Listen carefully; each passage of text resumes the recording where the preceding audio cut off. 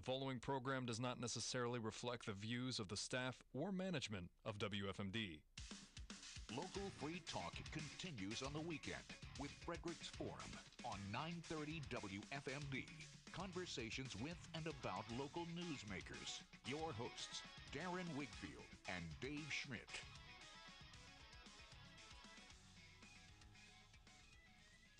Welcome in, Frederick's Forum. Dave Schmidt, Darren Wigfield here in the studio. Another Saturday. Of course, 42 degrees was 32 degrees about 2 hours ago, so hopefully we'll get a little bit of warmth today. But enjoy it. Nice. It's a long time since we've been in here. Oh, yeah, it has been. I don't know. I don't have you in my headphones there, buddy. Yeah, I don't know. I don't know what's going on. So we'll figure it out. So we do today have a good friend of ours, somebody who we have enjoyed being friends with for a long time, and in my opinion, and most of people's opinion, was a phenomenal mayor of the city of Frederick for 8 years, Rainey McClement. So we're going to bother him and try and get what dirt we can out of him. I mean, he's not in office anymore, so... Yeah, so I finally got my mic on. Last week we were on location down at the Great Brunswick Barbecue, and we had delegate vote on, and he just announced that he's not running for re-election. So we also got to drag some dirt out of him. He got to be very, not that he was ever reserved. I mean, he was always professional and respectful, but he was also sincere and fairly direct with us. But I think last week we got to learn about some of the He was a little harsher. Yeah, he was a little more clear about how dysfunctional things are down in the Maryland General Assembly. Not that any of us would have doubted that. So maybe we'll learn about some of the, I don't know, some stories. Yeah, it really depends on how much how much dirt he's willing to drop there. But listen, you can if you have any questions for him. Again, he was mayor for 8 years. So any questions for him throughout the day? 301-694-9363, 301-694-WFMD. You can also catch us on YouTube. We shared it through the Facebook page, WFMD. You can chat there, leave some notes for us, and we'll bring those questions in as well. There's a couple of things going on down at the Maryland General Assembly, too. Maybe we'll get into some of those. Maybe we'll get the mayor's opinion on them. There's some gun control stuff, some homeschooling things, a little bit of marijuana. He's a civilian now, so he can just so blast on all channels. Be a lot of fun. So anyway, I'm Darren Wigfield here with Dave Schmidt. The mic's working now, so we should be good when we get back. We're going to take a quick break. We'll be right back with Mayor Randy McClement.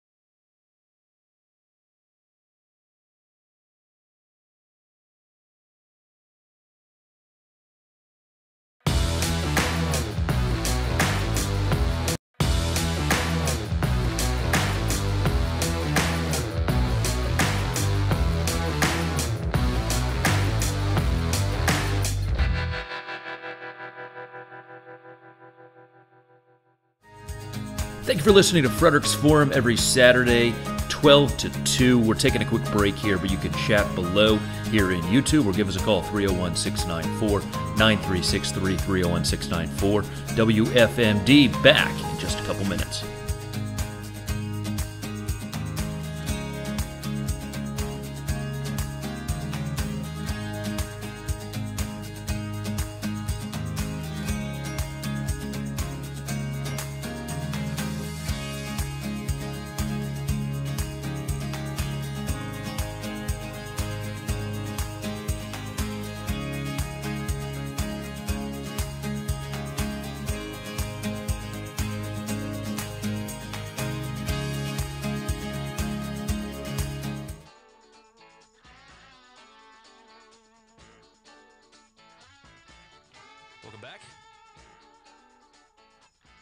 Randy McClement. Mayor, right? Still that, right? It's whatever the last title you held. Can I just call you the Honorable? Is that? Hey, I never used the doctor part. I could be Oh, doctor. yes. So, It's for those, Dr. Mayor Randy McClement. Come on. those of you that don't know, part of being mayor, I guess it was because you were mayor, right? Yeah, I would assume so. Well, I it's- just drank I some mean- guy off the street, so. But not just because you're. They don't do this like every mayor doesn't. I Actually, imagine, my yeah. understanding was I was the first mayor to do the commencement speech. All right, there you go. So So it's not part of being a mayor; it's part of being a great mayor. So Dr. Randy McClement, Dr. Mayor Randy McClement, gave the commencement speech at Hood College, and they gave him an honorary doctorate. Yeah, man. Which, by the way, and I've told you this personally, that's my path. That's how you're gonna Forget the bachelor's, the master's, and the doctorate. I'm just going straight Honorary for doctor. honorary doctorate. You know, The best part about that was when I told my daughter, I said, yeah, you know, that 4 years at Frostburg that you went to, I got mine in about 20 minutes. Did he was stand there and talk for a while? of course, they tell you, well, hey, yes, this is a doctorate. It's the same piece of paper we give to. It might say honorary on. I don't even know. Yeah. Does it say honorary on the paper? Yeah. So it looks just like what people learn. But they caution you. They say, but we kind of ask you not to go around calling yourself a doctor. Exactly. You know what's funny about But that who's is policing that? right. You know who, like the most, because I started researching. I was like, where did this come from? And one of the first, I don't know if he was the first or just the first prominent one, but a lot of people refer to Dr. Benjamin Franklin. Oh. Dr. Franklin was just an honorary doctor, and he went by Dr. Franklin once he got his honorary doctor. What the heck? So you would be in perfectly good company. The other end of that is you immediately become an alumni and you start getting these nice little letters to say, No, I'm hey. sure. Oh yeah, give me money. Yeah. I'm surprised. I went to FCC and I don't know what their alumni situation whatsoever. I never get any requests for money. Maybe they just don't like Now me. they know. Does FCC Oops. give honorary doctorates to their commencement? I don't know. Because they can't give real doctorates. Yeah, but so- neither can Hood, right? Because Hood's not a university, right? I don't think Hood. I think you have to be a university to give a doctorate, but maybe I don't know. I don't know. I just got a little piece of paper and a nice little sash that I can wear. No, that I think the other one is like judge of the orphans court, right? So you don't in Frederick County you don't have to be you don't have to pass the bar. You don't have to be a lawyer. Right. You can just be a judge. Right. So that's the other way to get to be judged, to be honorable. Right. So you can be appointed during a midterm vacancy, or you get elected to the judge of the orphans court. Got a couple people running for it right now, actually. And And then, yeah, you don't have to have been a member of the bar association. then you're forever judge. Yeah, and then you're always your honor and judge. Yep. Yeah. It's nice. So so you don't make anybody call you doctor. No, So just my daughter. so we're gonna go for judge. So would you rather be The judge or honorable, doctor? the honorable Judge Doctor Dave Schmidt is really my 10-year plan. Through again 20 minutes at a time. That's you go. really. So it's March, right? So you handed over the reins back in January. December. How's the last couple months been? Good. The first month and a half was sort of stayed at home. Took a break finally. Yeah, I mean, I figured I should, have a little bit of rest, Yeah. and so Test the waters, see how long it takes your wife to kick you out of the house. well, that was about the month and a half. So I saw a great political ad. It was from like Ohio or something like that. Somebody running for mayor, and it was the wife in the ad. It was, please do not let him stay at home. Please let him have this job. yeah, so I was able to do some of the things that's been sitting for around the house for a long time. So I thought, oh, what the heck, I did that, and I'm an antsy person. I don't like sitting, so I tried to find things to do, and I had an offer fairly quickly to go do something, but I wanted some time to just chill out, and so when I got the final word from Mary Jane, I said, all right, let me go talk to these people. So yeah, I'm now gainfully employed, so and out of the house, And you've got kids and grandkids and people like that to keep your absolutely. Keep you It entertained came in during between. Christmas time, and my daughter and grandkids were up for a couple of weeks, so it was perfect. It was actually the first time since I've been mayor that I got 2 weeks uninterrupted with my grandkids. Yeah. So that was a big bonus to me. So Yeah. So 8 years. yeah, And so I assume you also, this is probably a little inside baseball, but you probably also see snow differently now? yeah. Right. My mayor clock went off the first snow. Actually, it was the day after the inauguration, and it was that night. And the next morning, it was supposed to be snowing. And at 4 o'clock in the morning, I got up and I looked out and I started thinking, all right, who do we need to call? And I go, Nobody. That is great. Yeah, you didn't have to call in sick to work. No, I just watched it and go, where's my street? How come you're not cleaning it? Come on, get out of here. You can just turn from the person listening to the complaints to one of the complainers. Yeah, that's fun. Just start sending. Have you them. sent any complaints in yet? Jokefully, yes. That's good. I sent in to the DPW guys when it had a little bit of snow, and I took a picture of it, and there's like 4 flakes on the ground, and I said, okay, it's snowing. I don't know where the plows are. Come on. I'm like, the typical complaint. Yeah. I pay a lot of taxes, and I want to know what services I get if we can't get this snow plowed right now. Oh, that's phenomenal. So, what is the transition like in a city government? I mean, it was a little unique situation here in which you had worked with now Mayor O'Connor for 8 years, right? So, I mean, it's not like, hi, I'm Randy. Right. It's not it wasn't like Michael didn't have an idea of what the mayor did.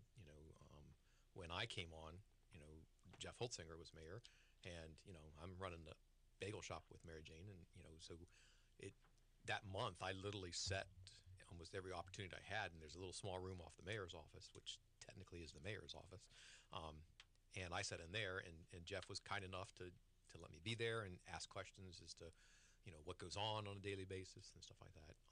I had an opportunity with Michael to do the same thing. We sat down for probably one full day, and just his main concern was being alderman. They're part-time, and they're there for legislation, and they leave.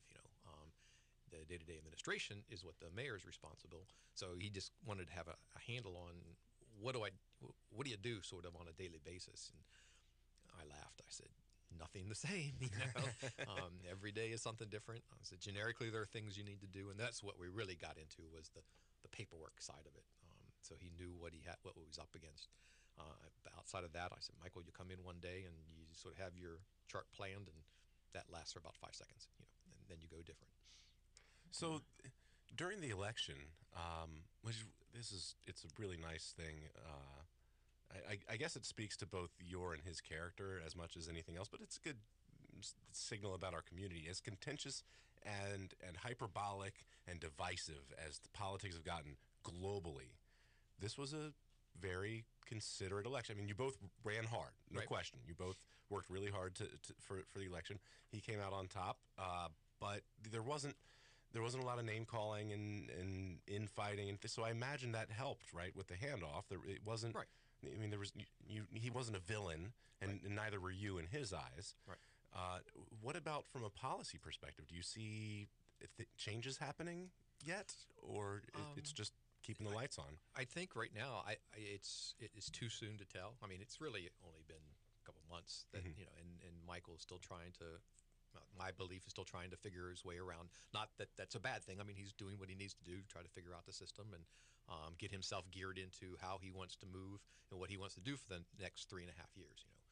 So I get that part. I understand jumping into that. What do you do? But I don't know.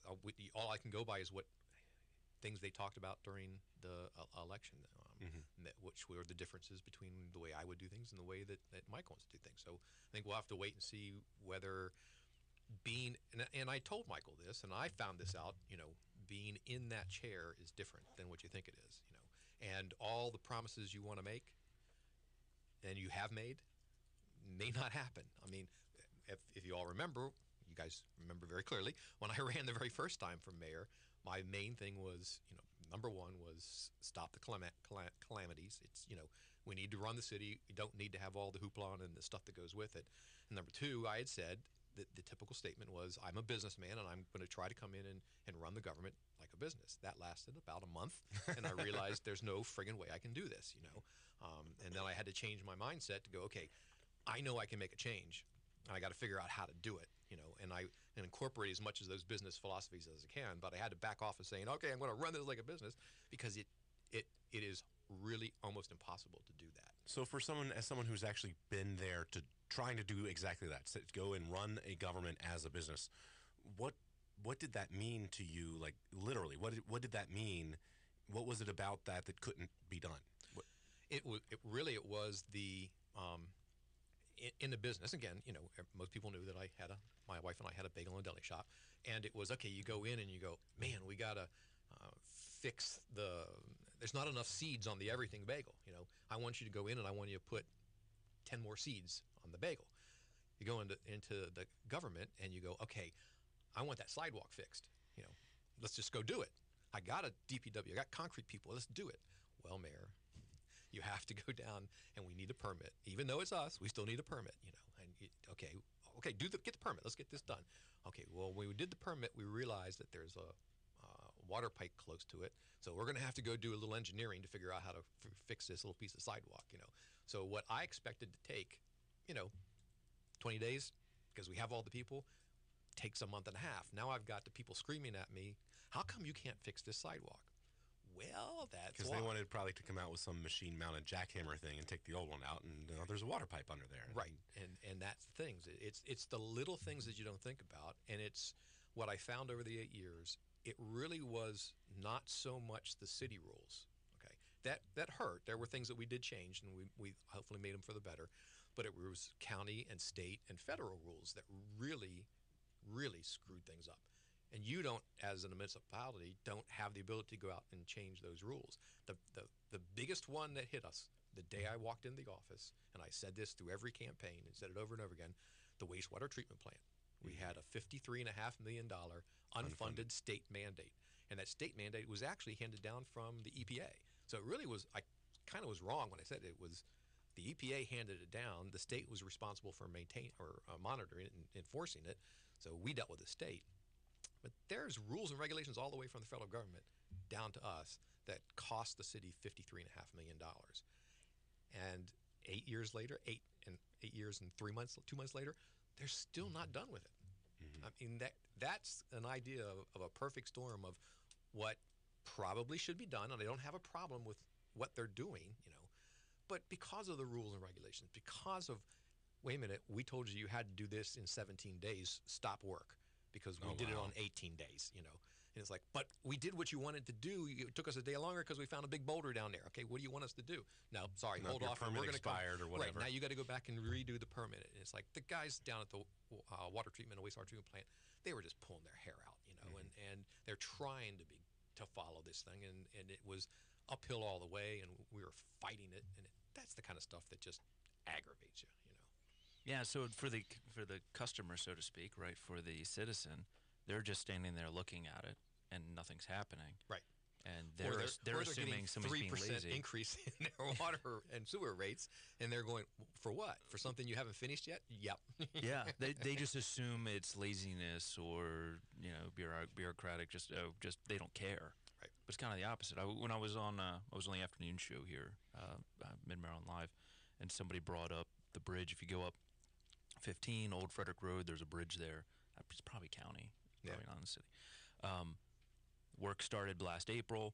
They worked April, May, June. There was a stoppage for some reason and an extension, and work's not going to start again until this April. So they've sat there for a year looking at this bridge and go, why is nothing happening?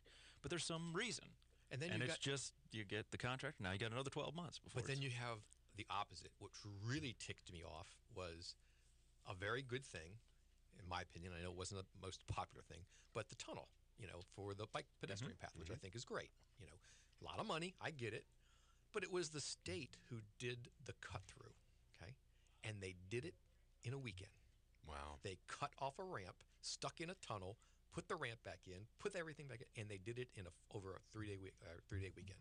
Now, if you can do that, by the heavens, can't you do other things, efficiently like that? So it's not like they can't.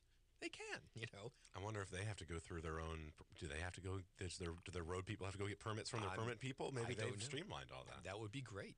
That's the kind of stuff that internally from the city we tried to do, is stop some of these things we'd have to do for ourselves. And then you would get people in the development world. Well, if you don't have to do it for yourself, why are you making us do it? And then you have to fight that battle, and sometimes the logic isn't Maybe there. they were right, and you know what? You're right. Yeah. It turns out you don't have to do it. This is a waste of time. But you were at least having those conversations, yes. Right? But you can't win. No, ever. You're never going to win, and It's the one thing that I told all the employees that over the 8 years. I would tell them, I said, there's 70,000 people in the city of Frederick. If you've got 200 of them teed off at you, you're doing an outstanding job. You are not going to please everybody. You can please 85% of the people on one given project. It's that last 15% that are standing there screaming that you're trying to figure out how to calm down, and you end up changing things for that 15%. And I kept on saying, we got to stop this. We got to find some way of stopping to just hear the squeaky wheel and go, okay, to get them quiet, let's fix this way. But the other 85% of the people going, we were happy with it. What's the problem? This is why I say, God forbid I ever ran for office in one. I would only ever be in one term, because there's no way that I could go, well, I mean, they complain about it. Yeah, it doesn't matter. I still think that we should be doing this thing. So that doesn't usually lend to re-election. And each one's different. There's all different kinds of things. Maybe the best example I can give you is the Monocacy Boulevard, this final phase that we've done. Okay? We heard complaints of businesses who are saying they can no longer it's going to take them a lot longer to get from point A to point B because they're now on the wrong side of the bridge until they open it back up again. I would go to them and say, explain this to me. First of all, you complained because it's the old hairy pin turn, and you're taking tractor trailers down there and you hated it. Yeah. Okay. Dangerous. Before we opened phase 1, where did that road go? I said, into town. I said, you weren't taking that road to get into town. You were taking that road after phase 1 was done to get to 70. Okay. Now you're complaining because this is closed and it's cutting off business, but you never went that way before phase 1 was done. You went around, so give us the 18 months. We'll fix it, and now you'll have one big road without a hairpin turn in it that you'll get there even faster and more efficiently. But you're screaming bloody murder for days saying, you've cut my business. You're going to make us go out of business. I'm not going to make you go out of business. Go left instead of right, and you'll be fine. It's going to take you 10 minutes longer? Okay, sorry. In 18 months, it's going to take you 15 minutes faster. That's how it works. Yeah, but it's so many people have that perspective, right, where they can only see today or tomorrow, right, this week, this month. They can't see 5, 10, 15 years. I mean, that's how you get something like 270, right, is you make a decision a long time ago and have no perception on what is actually going to occur, right, the kind of growth you're going to see. What is it, 27 years ago, they had this vision that they needed to do something for 270. 27 years, and they still really haven't done much with it, so. So I wasn't around when they built 270. I actually don't even know when that was, but it used to be 240. Okay. See, I didn't even know that. And then that makes a lot more sense. Yeah. It's 40, but 40 actually went to Baltimore too. So right. I guess 70 it was weird. It changed all kinds of different times. Yeah. Anyway, 240 sounds cooler. I wish they would switch it back. Well, I remember my dad saying, and maybe he was being hyperbolic, that there was some intersection that they'd been working on. I'm complaining the same way that all the people that you were just talking about were complaining. Right. And see how easy it is? Yeah. And my dad looked at it and said, but it only took them a year to build the whole highway. What are they doing with this stupid bridge? So I guess perspectives change over time. We have the same thing now. I think it was on the show you were on this week. They were talking about the bridge or something, and they said, it was going like gangbusters, and now it's come to a dead stop. And you look at it, and it seems to be like only one ramp that needs to be finished, and it's open, and they're piddling around. But when you get the inside story, it's the one ramp they need to do. They've got to shut. They can't open up other ramps because the way they have to do the work affects all that stuff. So yes, and then there's some ground problem that they don't know about, and so yes, but up to this point, it was like faster than they've ever gone before, and now it's slowing down again. Some ground problem like a sinkhole, maybe? I said you can't win anything. So, all right, we're going to take a break here. You're listening to Frederick's Forum. Again, if you have a question, you can always join us either in the YouTube chat, Facebook, or 301-694-9363, 301-694-WFMD. Back in just a minute.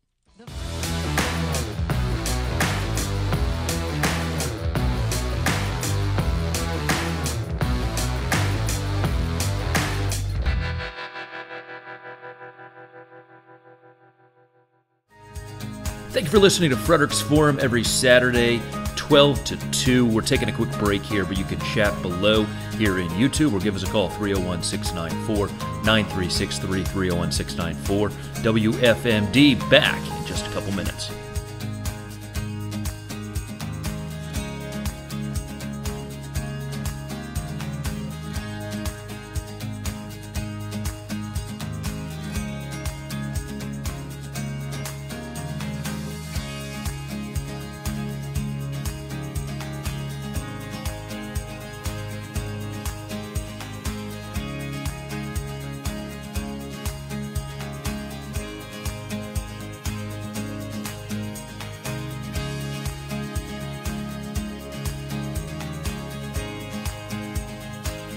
Thank you for listening to Frederick's Forum every Saturday, 12 to 2. We're taking a quick break here, but you can chat below here in YouTube or give us a call, 301-694-9363, 301-694.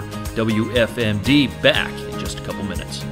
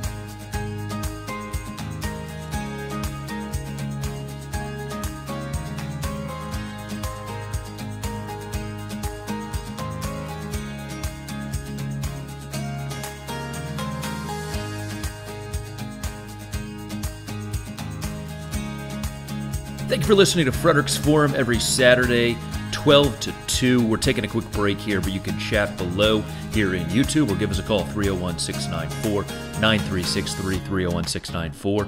WFMD back in just a couple minutes.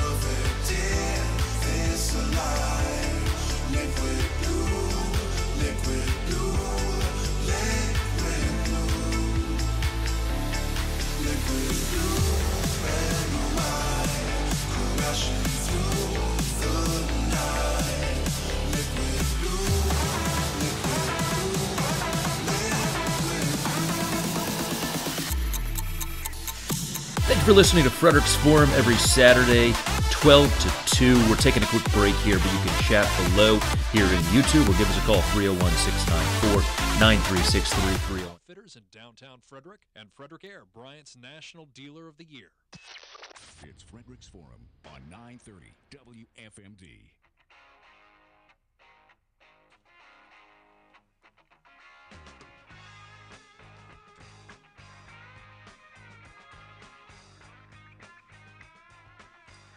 Welcome back to Frederick's Forum. I'm Darren Wigfield in the studio with Dave Schmidt.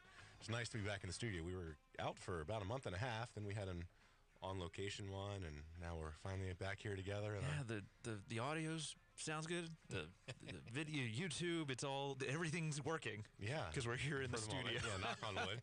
And of course, our guest today, the immediate immediate past mayor of the city of Frederick, Randy McClement. Bob Miller calls me the has-been mayor. The has-been mayor.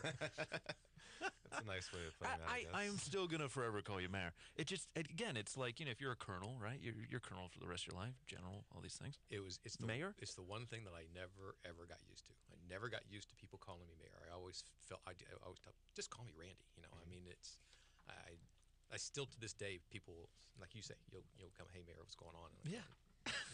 What? Well, I think I do it because it makes you a little uncomfortable. Thanks. So speaking of uncomfortable, you were there for 8 years, and I think you did a phenomenal job, clearly. But you weren't mayor for 100 years, right? So there's obviously some things you didn't get done. So what's if I may ask, what's kind of the most frustrating thing? What's the thing you just, you wish you had the time to get this done? Nothing. Next question. Okay. What is the thing you're most... No, I mean there were a couple things. Probably the one that went on the longest was the Hotel Conference Center. It's still going on. Yeah, because I that one's got to be because of how much effort put in, right? Like, had you not started the process, then Right. And to be honest with you, it started in Mayor Holtzinger's administration. Right towards the end is when they really started getting into that, and Jeff didn't have a lot of opportunity to keep pushing it, and I thought it was a great project, and I tried my best to keep pushing it.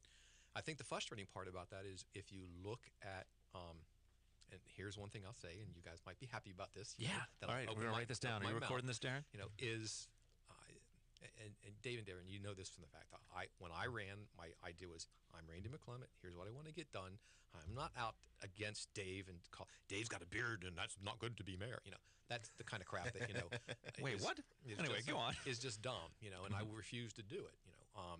And sometimes my campaign people would say, well, you really need to let everybody know about, and I'm not going to let everybody know. It's not my point. So that going into being the mayor, that became very frustrating for me because I wanted to have that attitude for everything that we did. I wanted to try to say, and I did it, but I got up against these brick walls. And that was the Hotel Conference Center was 100% political. And I'm sorry, but that's what it boils down to. So you're talking about all the dynamics about the potential funding sources that were there and then Correct. They weren't, and that's it. To give you all in the nutshell, we have a great project that was very much wanted by the Chamber of Commerce. In fact, they were the ones that started this. It was their major employers group who would every year set a standard as to what is the one project you would like to see done in the business world in the city of Frederick. And this was always on the top of their list. And it was decided, let's move forward, let's do this. And it wasn't like we just said, what do you want? Let's go find it. Okay, they went out and multiple parties chucked up money to come up with a feasibility study. We weren't quite sure whether the feasibility study was going to actually say, yeah, this is going to work. When it came back, it was like, oh, yes, not just yes, heck yes. This would be very good for then it would be good return on investment, the whole kit and caboodle. But they also realized that because it's in a downtown setting, the infrastructure concerns were totally different. You buy a plot of land right off of 270 in an open area, you build a big parking lot first, okay? Easy. Well, we don't have that ability in infrastructure in an urban setting, And you can make it look like anything you want. If you're Correct. downtown Frederick, there's going to be an intense amount of design guidelines. Correct. And then you have traffic flows and all that kind of stuff that are going to affect it. So we knew that, and the report, the feasibility study said, these are some of your concerns you're going to have. But even with those concerns, this is still going to be a good thing. So when we said, all right, what's this going to cost and how we're going to do this, it was determined the only way this is going to happen is a public-private partnership, unlike anything that the city has ever tried before. This is truly as close to running things as a business as I was ever going to get. Because we're going to pull in partners that aren't just from the city or just the county. It was city, the county, the state, private developers, all pulled together to say, this is going to work. This is what, and all of them got together and said, yes, it is. And we can make this happen. So we did an RFP, we the city, because we had the ability to do it. And as a partner, each partner took different aspects of this. And cities was, okay, we'll run the RFP process. We did it, got 2 bids back. They were analyzed. There was round number 1 of politics. Why didn't you pick that one? How come this one's win? Somebody's in the pocket of this? It was like, oh, come on. It was open bid. One, honestly, was not very good. I don't think they were really prepared for it. And the other one was extremely done well. The people who submitted the RFP, they're the ones who picked the sites. We didn't. We did, in the feasibility study, it said, here, anywhere in this circle, this is where it would do well. We had some sites that we knew that were available, that we didn't know. I mean, the marketplace had available, but that was up to the bidders. So the winning bid picked the site. So that was the first hurdle, And then we started looking about money, okay? There's no way the city's going to cough up this kind of money, and I don't want to because it's a hotel. It's private industry. The city shouldn't be doing this. But if it's good for the city, I want to know why. It was good for the city because it was going to spur additional economic development. That's what this was going to do. We spent $30 million on a creek, okay, that has done the city well, very, very well. But disproportionately helped the businesses that were on the creek, right? That was what it was for, The return on investment on the first phase of Carroll Creek was like $50 million. I mean, it did what it was supposed to do. It spurred the growth. Great. We put the infrastructure. Bottom line, the underlying was flood control. But think outside the box, like you said earlier. They did that in the past. Great. Was all for it. Keep it moving. Same thing with this hotel. It's going to be the next step to help push the next phase of the creek. And we'd already started other things, trying to push some of the empty buildings that were down there, and they did. They started. Douglas Development started pushing their building. The hotel would have been is the next step. All of that pushes the economic growth to the east side, to which is what we as a city have planned. That's the next growth area is there. So everything's falling in line. We had everybody want it. It wasn't like we were fighting internally that the businesses really didn't want this, or half the businesses didn't. We didn't meet any business that said no. When we met a couple that say, like a restaurant, oh, you're going to put me out of business. And we'd say, look, think about it. When someone goes to a hotel and they go to a place like the city of Frederick, they may eat, and they come for a conference, they may eat in the hotel restaurant once. But they're really there for the experience of what they're there for, and that's the city of Frederick. And when we explained that, all of a sudden, all these naysayers going, oh, yeah, wait a minute, okay, this is great, make it come, Yeah, thousands more people walking around downtown. The bed and breakfasts and the little, the little bed and breakfasts, smaller boutique hotels, everybody says, oh, they're going to not want it. Nope, because not everybody's going to want to go to a conference and stay in a hotel, and all these little bed and breakfasts are right around the area. They're going to get more bed, and they were on board too. Visitors, what do you think? If we had a hotel conference center or just a nice hotel downtown, would you stay? Absolutely. We've had this conversation here ad nauseum about how many times, whether it's in business or personal, like your guys' wedding, etc., that I personally, hundreds of people would have stayed in that hotel had it existed. But it's something we don't do often. Involved in national organizations that we were talking about bringing in a bunch of people for a conference. We're probably going to do it in D.C. because where are we going to do it up here in Frederick where they're not going to have to just be in the hotel the whole time or get in a car and drive somewhere? Right. If we had that downtown hotel, meeting space, whatever, conference center.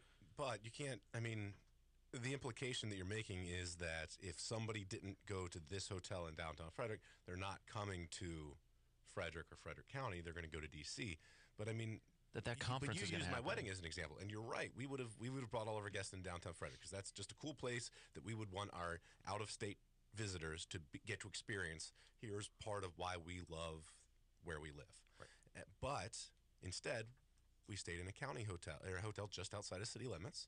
And if I were the person running that hotel, I'd be concerned about state funds going into building. Yeah, but it's not. So it's not your wedding here in Frederick County. You can't say that all the business that is going to this hotel is not being taken away from those other hotels. No, I'm saying it's decisions not to bring conventions and conferences here.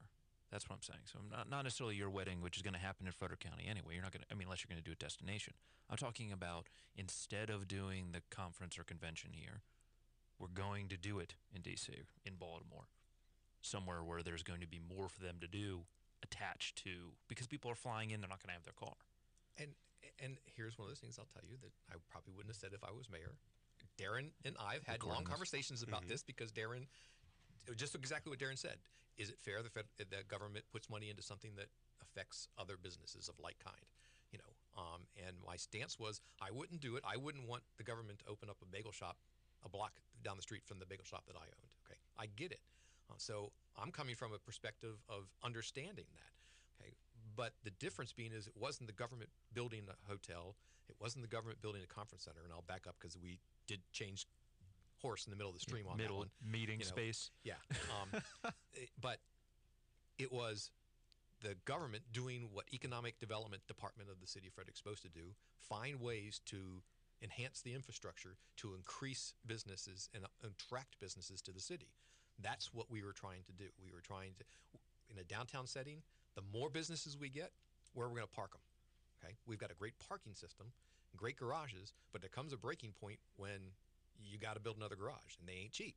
Okay, $15 to $18 million for a garage. Okay, so should the city be wholly responsible for building those garages when it's other people's getting benefit of this, the county, the state, So that's the direction we went. we need partners to help us with the infrastructure. And the state, every rule that we saw, every guideline that we saw, parking was definitely something that they would help contribute to. They're not going to build the thing and pay for the whole thing, but they're going to help contribute it. Putting all these pots together, that's what made the Hotel Conference Center a reality. Then you had the politics of things. Then you had another business owner in the county. Again, I'm the mayor of the city of Frederick. With all due respect, that's my main goal. My charge is the city of Frederick. I have to live with my partners. We have to live with the county and the state and the federal government. But I'm going to do what's good for the city of Frederick first. Well, now we've got someone who has a business outside of the city, well outside the city, as far as I'm concerned, complaining that was Darren's argument. You are spending money to help build a hotel and a conference center. But his complaint wasn't necessarily that the city, because he's not in the city. He doesn't pay city taxes probably, so unless he owns other property in the city. But my point is, he's not complaining about city tax money going to about the state He's tax. complaining that state Yes. money that he's contributing to. Correct. People that represent him choosing to spend money on what's in the city of Frederick. So I'm actually sitting here nodding my head. I know the listeners can't hear me doing it, but YouTube, check us out. I'm a small government libertarian. I don't like government picking winners and losers and having favoritism. But at the same time, you're absolutely right. You are morally accountable to the people that you represent, which is the city. Right. And if you can bring outside resources into the city, I get it. I would be looking at the state legislators that are agreeing to put money there instead of equally distributing it or representing the people that they're elected to represent. That's where I'd be pointing my fingers, not at you as the mayor or anybody within the city of Frederick. But then the other thing I would ask you, I love talking to Darren about this, is one thing, is, okay, what's your philosophy about transportation when the state puts your hard-earned tax dollars into Metro in Montgomery County, or the MARC train? Well, it's not good for you because you do that you anyway. ride the MARC I am train. riding the MARC train now. But I admit, that's my point is that some people generically, and even our own residents, don't get this. We're county residents, we're state residents. Okay, we're paying county tax, we're paying state tax, and we're paying federal tax, and we're supposed to sit back and go, all right, take it all you want and just put it wherever you want. So go build a road. County, go build a road out by what was then the FSK Sheraton, okay? Name it Sheraton Way, okay?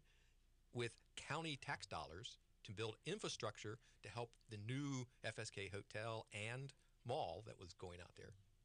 No one ever brought that up. That was county money to support a county function, okay? I'm doing the same thing. Yeah. I'm trying to grab money wherever I can as mayor. And we paid money to the state. We paid money to the county. Why shouldn't a portion of that come back to help the county? So that's interesting, The actually. city. We don't have a lot of time, but I want to pick your brain about that. I've always assumed when I'm driving around and I see Jeffrey Way is the road to the Toys R Us warehouse, and it's Jeffrey's their giraffe mascot. Right. And I see Lowe's Lane is the road to where Lowe's is, or used to be. Right. And I see these things. The road is named after the Is giant Lowe's business not that's there there. anymore? It moved it over a little bit. Oh, okay. When I see these things, I always assumed it was along the same lines of when you build a development. The developer builds all the roads in the development and then kind of hands them over to either their own community association or the county in some capacity. I just figured that was happening in those other situations. But you're saying the county built the road around the FSK Mall into the hotel, named it after the hotel.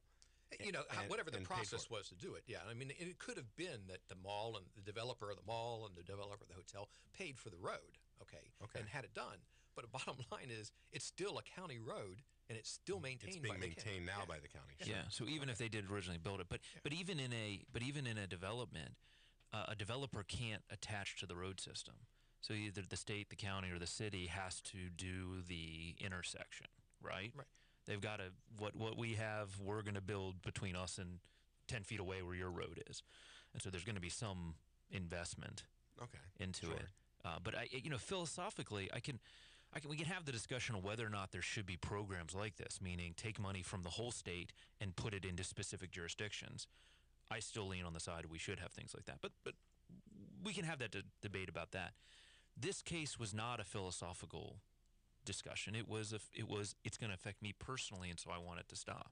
Right. That had that been grant money in the favor of the people that were complaining about it, we wouldn't have heard. You're this. saying that the people who were arguing it weren't really being philosophically based in their arguments. Consistent. Right, because if they were the ones receiving those benefits, they wouldn't have objected. Argue against having the program at all, but if the program exists, it's the job of the elected officials for that jurisdiction to bring that money back. So that brings up a great topic, but we're going to have to wait until a couple of breaks, and then we'll get into it the next hour. Flying dog. Yeah. Talk about a state program Yep. where somebody is being philosophically consistent and says, you know what, even if you're offering it to me, I don't think that should exist. I'd love to get into that if you don't mind there. Sure. So this is Darren Wigfield in the studio with Dave Schmidt, our guest today, Mayor Randy McClement, former mayor, immediate past mayor. The late, the late. former. Oh, thanks. He was on time today. We're going to come back in just a minute. We'll do a little more commentary and Yeah, take the hour break and then come back. swing into the next hour and talk about Flying Dog. Again, Darren Wigfield, Dave Schmidt, Randy McClement. We'll be right back. Hey, it's Murray.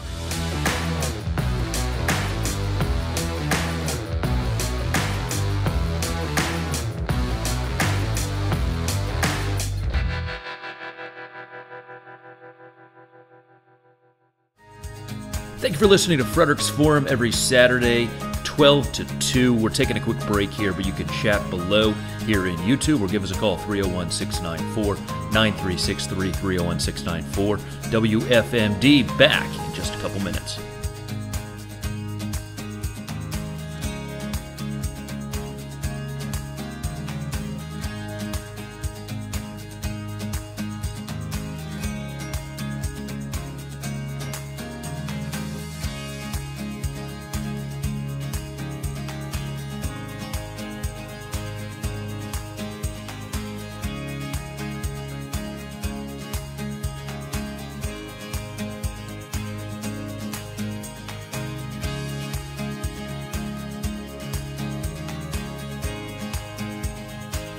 Thank you for listening to Frederick's Forum every Saturday, 12 to 2. We're taking a quick break here, but you can chat below here in YouTube or give us a call, 301-694-9363, 301-694. WFMD back in just a couple minutes.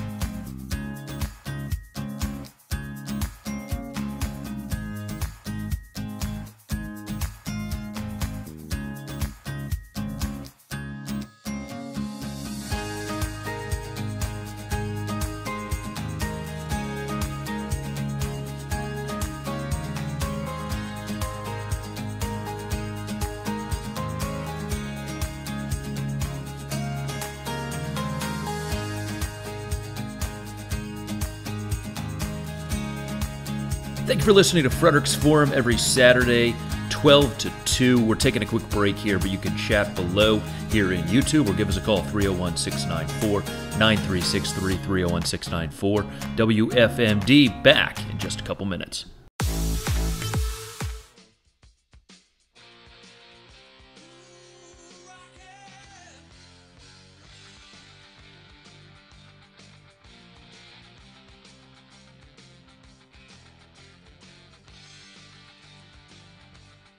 Listen, if you missed this first hour, you can always check us on the archives, WFMD.com. Check us out on YouTube. We link to it on Facebook. It's really, listen, we really make it difficult to ignore us as much as possible, so you can always check it out.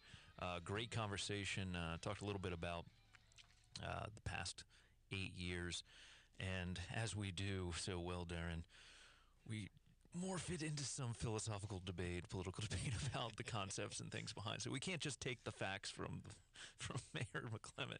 We have to dig. We have to analyze. Dig into it, exactly. So what we were kind of talking, we're going to have to take a long kind of 5 or 6 minute break here. So we were transitioning, and we're going to make it a long transition here, about consistency in political philosophy, right? That if you're going to go and stand and say, I don't want this thing, or I think that we should, that this money shouldn't be coming into the city, then when it's your turn to collect the check, you should say, no, I don't want it, if you're being ideologically consistent. Yeah. And so we have an example of that. Yeah, we do have an example of that. I'll wait until we have more time to talk about it, but just to sort of introduce the topic, we were talking about Hotel Conference Center and folks who were making ideological arguments that I agree with philosophically. But when you start following the money, you might wonder, okay, what was really motivating? And because were they making those arguments before? Or did they change their tune once, and what happened in between when they changed their tune? So I'm assuming when money got involved. Right. So we're gonna pick the mayor's brain about that. And then the other example you're referring to, so Flying Dog is a brewer that has a large facility here in the Frederick County, and for a while was planning on putting up a much bigger brewery even in the city limits, and now it looks like they're not, and I kind of want to know what transpired over that time and what influenced those decisions. And having the mayor here to talk about that during the next hour is going to be invaluable, because that's insight that you don't usually get. Well, I think you mentioned it way earlier, the idea of, you're watching that bridge go up, and then all of a sudden all the work stops. There was some reason. So same thing here. There's something going on behind the scenes, something that the rest of us don't get to see. That's occurring, and most likely it's occurring, as I said, because of money, because of some lobbyist, because somebody doesn't want that to happen, and so they're desperately doing everything they can to. And sometimes you have inside knowledge on somebody it's a private issue, and there's reason not to disclose it. But sometimes it's just politically not expedient, and it's good to get folks when they no longer have to be politically expedient. So Yes. I'm Darren Wigfield in the studio with Dave Schmidt, and we will be inexpedient in just a little bit.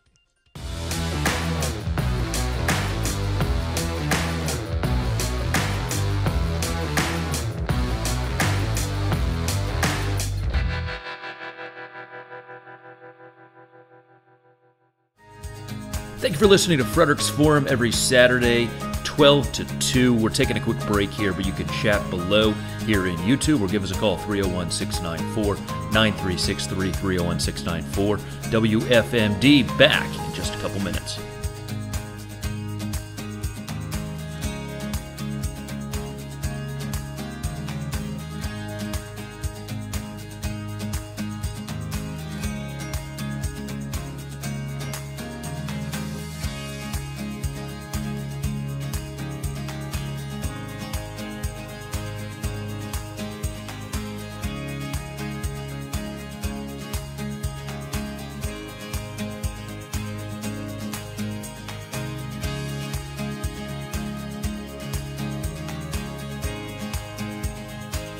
Thank you for listening to Frederick's Forum every Saturday, 12 to 2. We're taking a quick break here, but you can chat below here in YouTube or give us a call, 301-694-9363, 301-694.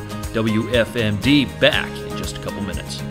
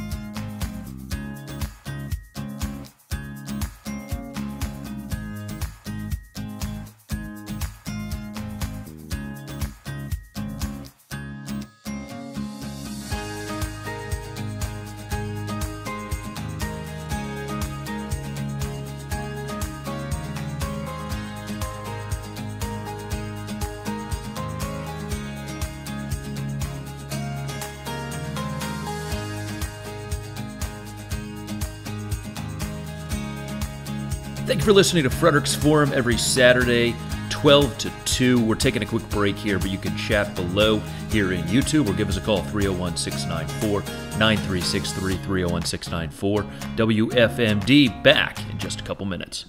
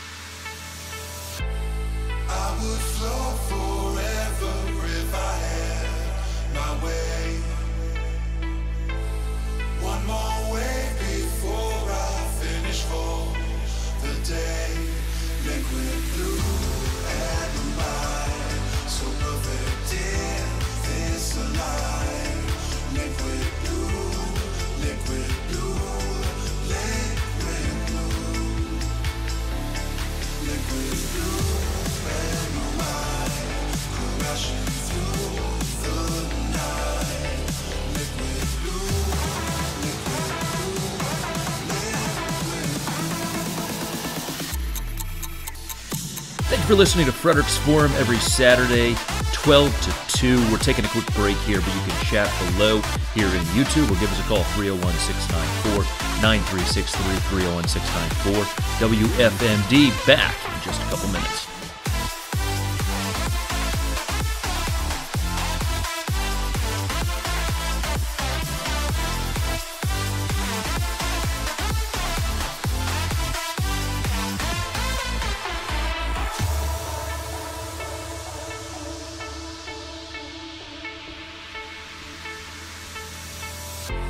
Setting sun approaches for its turn to rest.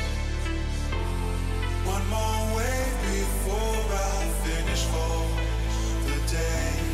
Liquid blue and white, so perfect in this light. Liquid blue, liquid blue, liquid blue, liquid blue. Rushing through the night, liquid blue, liquid blue, liquid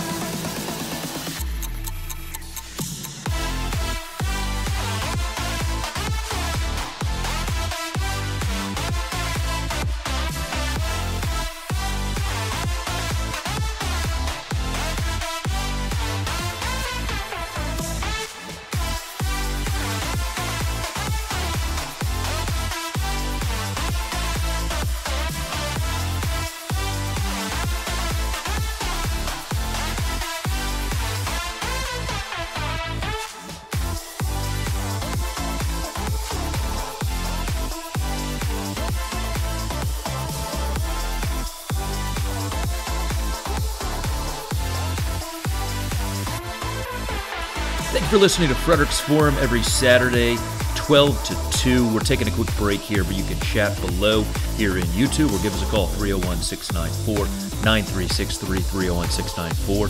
WFMD, back in just a couple minutes.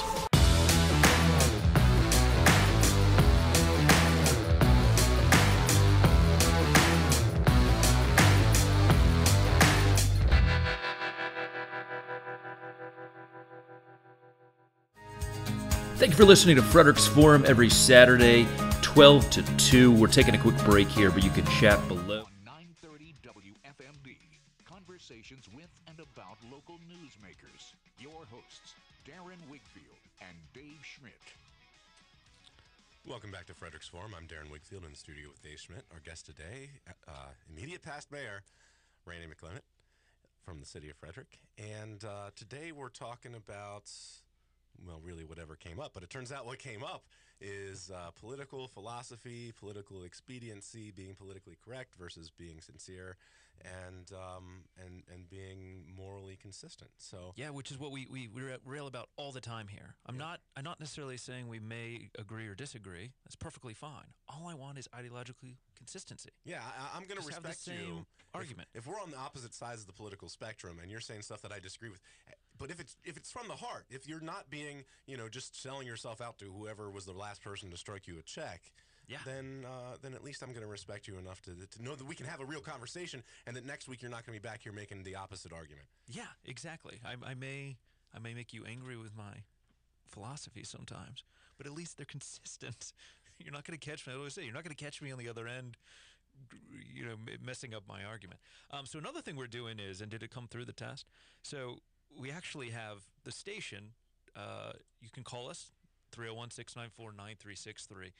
During the week, when Bob Miller's on, during the mornings when Tim Frank are on in the afternoons, you can call in, but you can now actually text that same number. So that same number is 301-694-9363.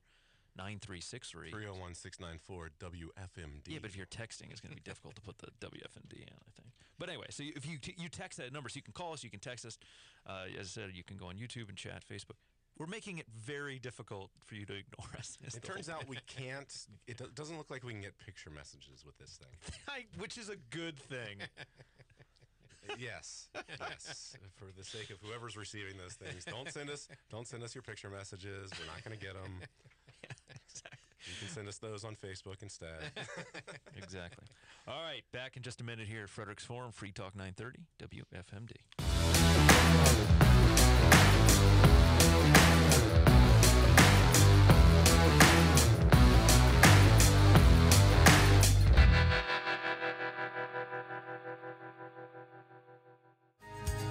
Thank you for listening to Frederick's Forum every Saturday, 12 to 2. We're taking a quick break here, but you can chat below here in YouTube or give us a call, 301-694-9363, 301-694. WFMD back in just a couple minutes.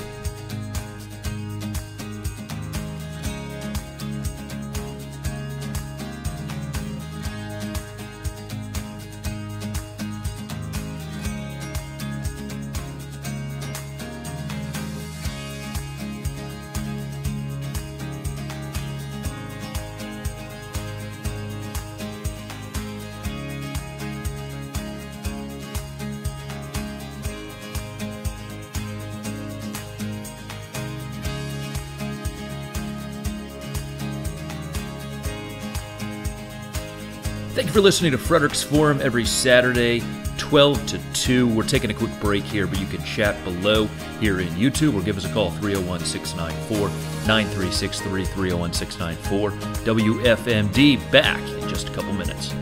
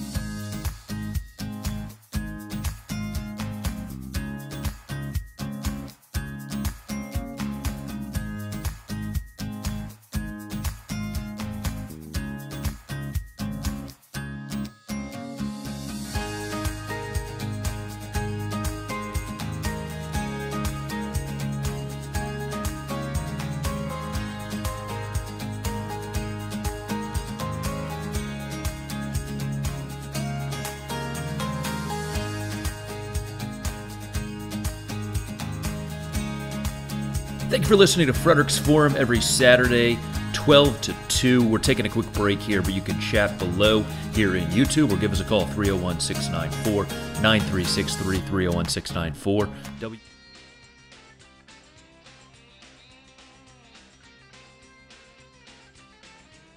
Welcome back to Frederick's Forum. I'm Darren Wigfield in the studio with Dave Schmidt and Mayor. I gotta stop calling him Mayor. He's not. He's Mayor Randy McClement. All right, He's and always going to be Randy Mayor. McClement. I don't want to be disrespectful to Mayor O'Connor. He's also Mayor. Don't you say President Bush, right?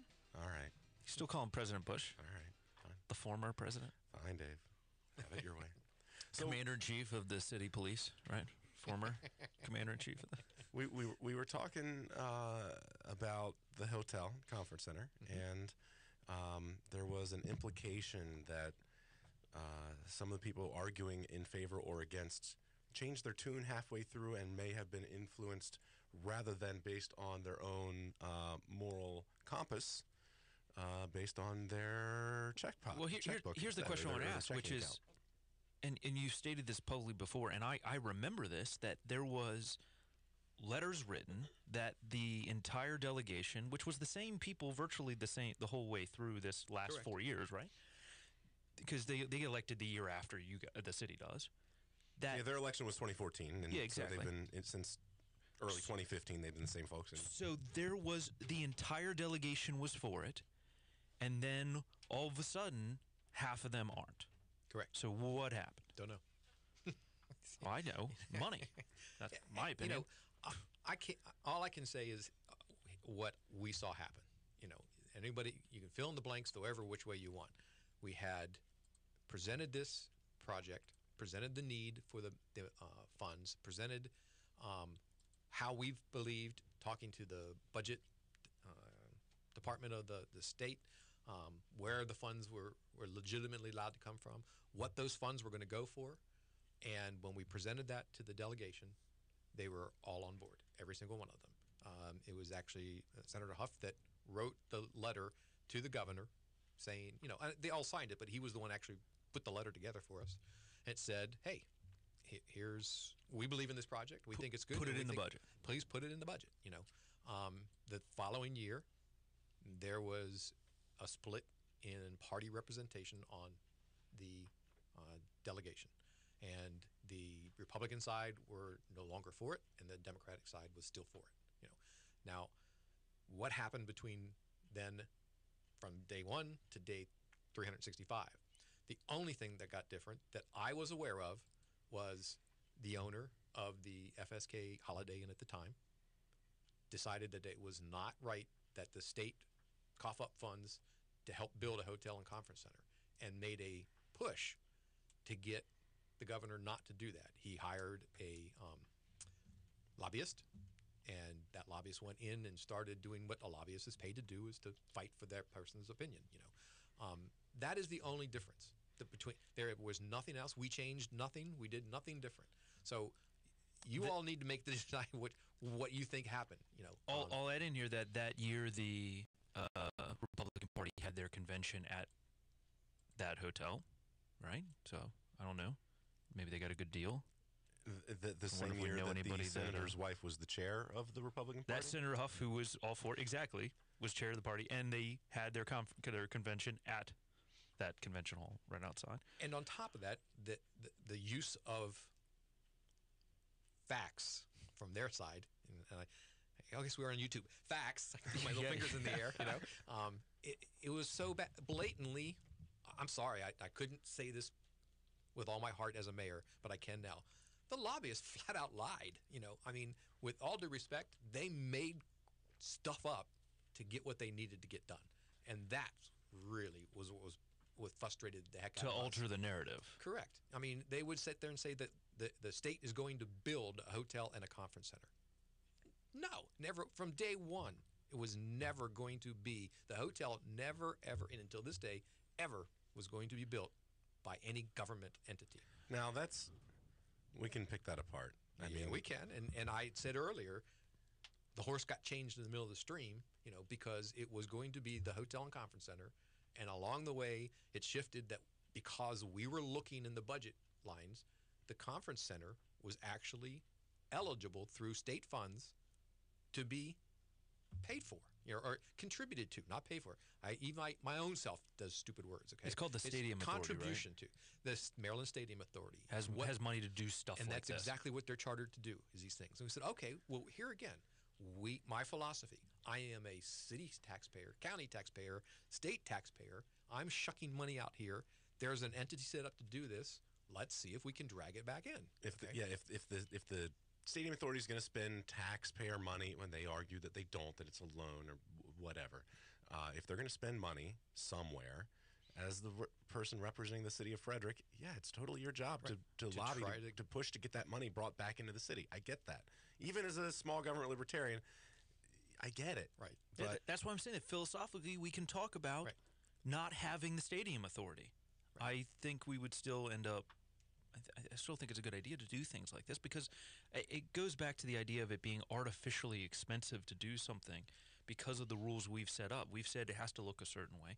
We've created this infrastructure. You can't just build the deck. They can't just do what they want on their own property, right? We say you're going to have it within these design guidelines, which is going to artificially increase the cost. So if we're artificially increasing the cost, then we should probably have entities to offset things like that. So, but let's say we got rid of the stadium authority. I can see that. But if it exists, man, it's something that the feasibility study is going to bring in millions and millions to the city of Frederick. And Let's and- go get that money. And again, the frustration, as what we very first started talking about, the difference of running your own business and coming in and saying, I'm going to run the government like a business. Okay,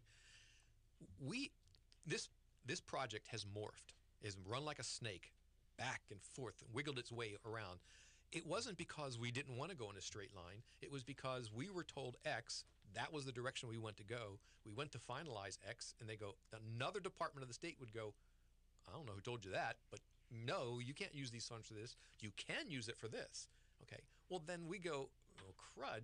Now we need to shift over there. It wasn't like we came to a dead wall stop. It was the department that we thought we were working with is no longer the right department. They've shifted us to another department, and now that department has its own set of rules that we're trying to figure out how to organize and get into and make it work. So it's all these little twists and turns that were happening. Catching a little bit of a theme here, right? So we talked about it back when it was the roads and the bridges. It's all the same thing. Whenever you're trying to get rid of that sidewalk, well, now, oh, wait, the state's got their fingers into it. Right. And, So you know, big projects are little. we were always under the impression that the state's infrastructure funds, could go to building a freestanding parking garage. Day one, that's what the city was going to do. Is it freestanding when you've got a hotel sitting on top of it? No, we were going to build a Oh, I see. freestanding. Oh, I see. There's a deck 6 that has been on the books since I was mayor. Still on the books now. Okay, it's the open air parking lot behind the Board of Ed. Okay, we didn't have when I first came on, and you know what happened when I came first on. We were hitting the worst part of the recession. We didn't have $16 million to build a parking garage. Right there on East Street? Yeah. Like right Next to the Board of Ed. It's right behind the All Board of Ed. Saints and Yeah, next to the tourism and behind the Board of Ed. Where the Delaplane is? And, Yeah. yeah. Okay. But there was, but the part of me was like, just because it's on the books doesn't mean we need to build it. I asked, is there the need for it right now? The only need was a decision made by other administrations. It was based on forecasting. No, it was based on the fact that they wanted to have the Board of Ed be in downtown, so they made them a promise that you build your building, we'll build this deck. And I looked at it and go, okay, besides the Board of Ed, who else is going to use this? Well, tourism, they absolutely get that, but enough? No. And I said, okay, can we satisfy the need by just leveling the ground, putting asphalt on it, and giving everybody a little piece of the pie and giving it most Because of there's it a to, parking lot there. yeah, now. and it's mostly dedicated. It's 99% dedicated to the Board of Ed. The other part, we should shift it off piece for tourism. See, this is why you're a good mayor, because, yes, that makes complete sense, because who's going to go park there and then walk across? Right. The city hasn't built up yet there. And again, we haven't. There wasn't the need for it. Okay, the tipping point for the need for the freestanding deck would have been the hotel. That was part of the study. Was if the hotel came in, is there enough parking? The answer was no. We were short by. Don't quote me. Someone out there who's going to quote me.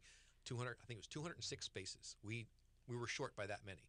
So now it becomes a reasonable thought that if the hotel comes and it's 206 short, we build this freestanding deck. It satisfies that, and that's going to spur the economic development down the creek. Going to need more parking for whatever is coming down the road. The deck can handle it. We wouldn't have to build another deck. And would the hotel be okay shuttling people across the street to their hotel? Okay. Well, our example was Annapolis. Almost Yeah, every hotel Baltimore. in Annapolis, you don't park there. You pay them $20 to valet it, and they go to the public parking garages and park it. And you want it, they go get it for you. So Yeah, Baltimore's the exact same yeah, way. so it was like, no, it had happened, so it works. Okay, the problem being is, great, when there's a fund that's supposed to help build those things from the state. So, no, the city's not going to take 15 million, 16 million. 5 million could come from the state. Cool, that's 10 million. County said they'd put up a TIF. We'd put up a TIF. Between those TIFs, we'd pay for this thing. We go down to the state. We were directed to talk to this person, and the person goes, I don't know who told you that, but we can't build a freestanding deck. We can help you with the infrastructure under a project, such as a underground parking garage underneath the hotel, but we can't build a freestanding. Okay. So that is the kind of junk that we were going through, and people thought that we were trying to steal money, take it, move it. It wasn't. It was just we're going by the information we can get. You're navigating the bureaucracy of the state. Correct. And along the way, then you had outside influences, such as a person who owned an existing hotel and conference center that didn't like and believed that we were using state money to build a hotel and to compete against. So let's. Well, I was going to say that local bills like that, generally, the legislature, the General Assembly says, okay, go ahead. But if there's a rift in the delegation, they're, of course, going to try and use that money in their own districts. So, oh, you guys can't agree on it? Great. We're not going to spend any It is money. the standing policy of the state. As long as your delegation is wholehearted behind it, they usually don't fight it, and bills like that just go flying through. But when there becomes a split, then It's a good excuse to not to Right. give Frederick County any money. Frederick County. exactly. So they can focus on for their own. So we have a little more time this segment. Let's get into what I was referring to before during the last hour. Which is another frustrating thing that didn't happen. Right.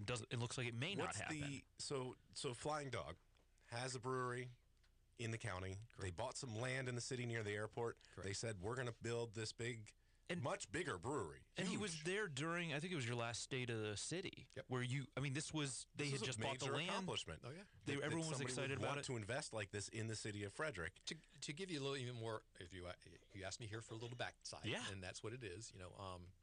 I Flying Dog was looking to expand. They were between when they started adding the concerts and the amount of brew that they were able to brew, and they were busting at the britches.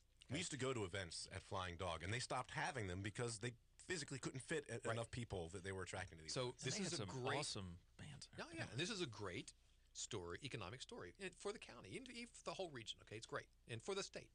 So this is a great thing. You've got I want to say they're the 13th or 30th largest small brewer, whatever you call it, craft brewers in the country. So that's a pretty impressive thing that they've done. They wanted to get bigger. Mr. Caruso, I think I just admire him wholeheartedly. He has a set of philosophies, and he's sticking to them, and I'll get to that in a minute. But he wanted to expand, but he was getting tired of not only the county and the state bureaucracy against his type of business. Okay, and because he's functioning in a political climate where craft brewing is becoming a thing, and we're trying to, but we've got a lot of stuff going on in Annapolis. Correct. We're regulating it or reducing those regulations. It's Because it's distributors- changing very quickly. Mainly run by, and we talk about this every time it comes up, the cartel that is the distribution channels here in Maryland, that they have a toll. And Right. now this law that passed, that as a craft brewer, you can brew a certain amount of barrels. Once you hit that barrel limit, you have to sell them to a distributor and then buy them back so you can give them to your customer. Right. It's a toll. That's all it is. It's a legal theft. Okay. So Sorry. anyway, he goes and he decides he needs to, expand, which is great.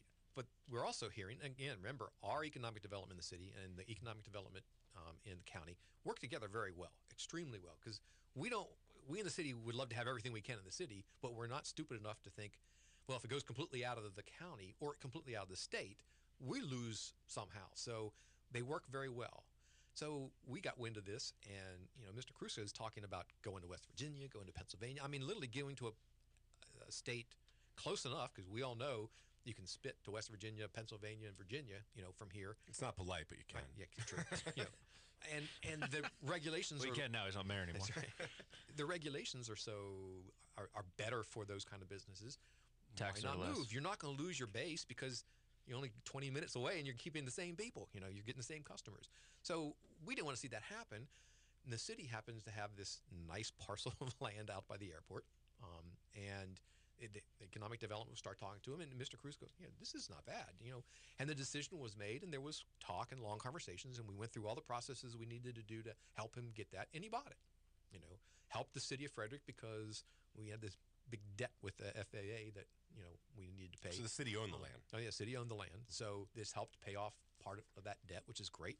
So he went through all the stuff and actually signed the paper. It's his. He owns the property. And we were going to have trouble getting rid of it anyway because it's near the airport. There's noise. Correct. It's going to have to be some kind of industrial place that and for this doesn't mind an this aircraft. specific type of business and what he wanted to do, the concerts and stuff like that, it lended perfectly because there's a 100-year floodplain in the area, which you could build a concert area in, but you can't build a building in. We talked about FAA. Okay, you can't build tall buildings. Breweries aren't tall; they're flat. They go out. It was everything. Again, the stars are lining up. Life was good. This is great. Here's where I go back to what I was saying about Mr. Caruso. He has a set of ethics to which he believes in, and he will fight to the death for those. like literally to the Supreme Court. Yeah, and exactly. And he goes and says, look, And when? we can't continue to run our business in your state if you put these restrictions upon us that we have to sell our own brew to somebody else, buy it back, and sell it to our existing customers. He says this is wrong. And he's talking about taking on, I don't know anything about his personal finances, but I mean, I think he owns the Flying Dog. Yes. So it really is his money, Yeah. not just that he's the CEO of it. And so either he's taken on serious debt or serious expense for a long-term, a permanent physical facility. Once this thing gets built, he jobs can't and just jobs and jobs. and I think it was like 100 jobs he was going to bring to. Absolutely. But he can't just build this thing and change his mind later. Right. It's a serious commitment. Correct. And then you look at it and you go, okay, he had the offer to, and again, I'll give our local legislation credit. You know, they said, we'll craft something to help you locally, you know. And Mr. Caruso said, no, you know, it's not fair to all of my other competitors within the state that I get this. We fought hard at allowing Guinness to get what they wanted, you know, but not help us, the small crafters. Why should I just say, okay, well, forget that, just do it for me? He stood up and said, no, I'm not doing this. You know, we do it all as one, or I'm not doing it at all. I applaud this gentleman tremendously for that. The specifics, is, if I understand it, are, you know, Guinness wants to build a brewery in Maryland. Maryland has all these limits. Guinness doesn't want to put up with them. Guinness, through lobbyists presumably, says that to the General Assembly. General Assembly says, "Oh well, we'll just make it if you're over this size, then these laws don't apply, or they apply differently." Correct. And Guinness will fit into that size. Guinness is the only one that'll fit into that size. Right. And then Flying Dog comes up and says, "Hey, wait a minute, I'm going to be kind of a big player here too. Right. And I'm not exactly in that window that you're talking about." And they said, "Okay, well, we'll make a window for you too." Right. And that's where Jim said, "No, I don't want a window. No. I don't want an advantage over my competitors. I want you all to set an even playing field. Otherwise, this is not an environment that I really want to grow and develop and invest a lot of money into." Exactly. You know, and so who's it hurt? It hurts the state of Maryland, because you have a very prosperous business who wants to grow in the state, you know, looking to go some other state. You know, it hurts the county because they're in the county currently and they're going to go to some other state. It hurts the city because he purchased property in the city. It helped the city. The jobs that would have produced would have been tremendous for the city. You know, it the hurts those 100 people. Value that he would have brought is tremendous for the city. It hurts those of us who would have gone to those events. Exactly. It hurts those 100 people who were going to work there. Yeah. And frankly, it's a sacrifice that Mr. Caruso is making for himself. I mean, he's bought the property and he's just going to go do something else just because he can't. Right. Even though they were going to offer to make that window for him, and it all boils down to the politics of what the games that people play, which is absolutely ludicrous. If you are elected, you are elected to do what's good for the body that elected you, not for some other entity, for some other individual, for some one company. And I think Mr. Caruso's stance is exactly the right way. Yes, I could probably work the system to get what I want, and it would only work for me, but I'm not doing it because it's not right for the state of Maryland to do these things. Let's fix this so that everybody prospers. You know, I mean, look at City of Frederick. How many breweries, how many distilleries, how many wineries have we had in the last 4.5 years come here? Tourism. It is a huge tourism draw for that. You know, the distilleries have gotten together and created trails between themselves to promote themselves. And we're sitting with these archaic freaking laws that the state runs about liquor. And Mr. Caruso recognizes that there's all of these people that have all these that are fighting to. I mean, he did that at some point when he was building his company. He was at that point, so I'm sure can relate, and sees that he's the one who's big enough to have some influence. Right. And rather than letting the state buy him off, he's basically kind of trying to champion the whole industry and say, no, I'm not playing those games. Right. Absolutely. As you've famously said, Darren, over and over, that as soon as you have any kind of law and there's exceptions to it, then it's the law flag. itself clearly isn't. The intention is to help or hurt someone, not to protect. It's not consumer protection. It's not everyone should have this law. It's, well, these people are quieter. Right. Or they don't have as much money, right. And so they're going to get. When they start saying, "Oh well, we need to regulate alcohol sales because they're dangerous for society," but only if the brewery's over this size and between this size and it was built or before they haven't this hired date, the right and it lobbyist. doesn't apply. Once you start making all those exceptions, you can tell that their motivations are not to protect society. So anyway, this is Darren Wigfield in the studio with Dave Schmidt, and I'm just going to stick with Mayor Randy McClement. We'll be right back.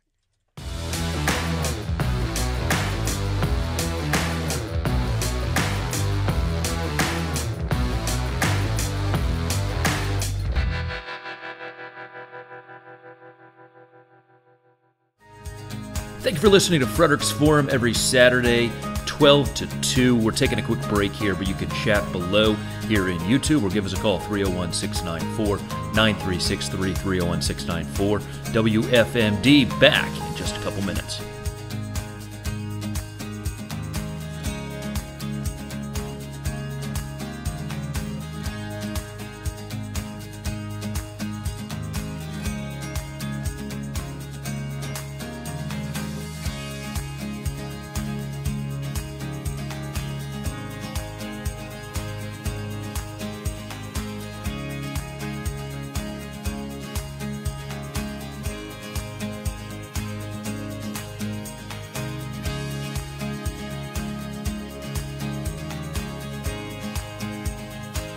Thank you for listening to Frederick's Forum every Saturday, 12 to 2. We're taking a quick break here, but you can chat below here in YouTube or give us a call, 301-694-9363, 301-694. WFMD back in just a couple minutes.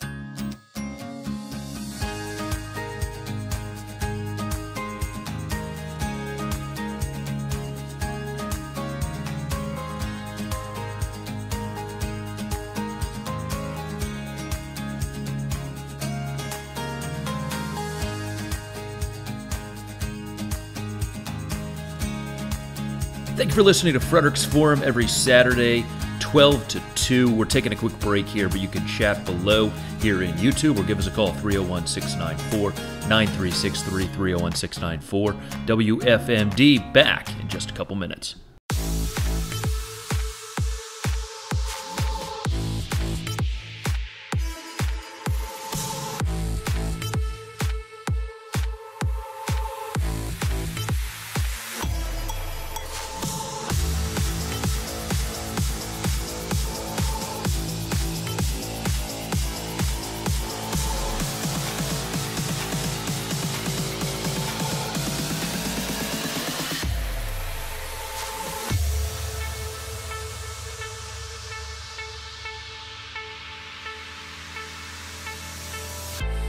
I would flow forever if I had my way. One more wave before I finish for the day. Liquid blue and mine, so perfect in this alive. Liquid blue, liquid blue, liquid blue, liquid blue. Crashing through the night, liquid blue, liquid blue, liquid blue. Thank you for listening to Frederick's Forum every Saturday, 12 to 2. We're taking a quick break here, but you can chat below here in YouTube or give us a call, 301-694-9363, 301-694. It's Frederick's Forum on 930 WFMD.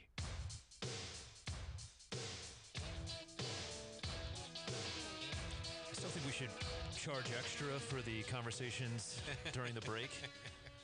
So if anybody wants to know what we were just talking about, just pull up the Wikipedia article on Sealand.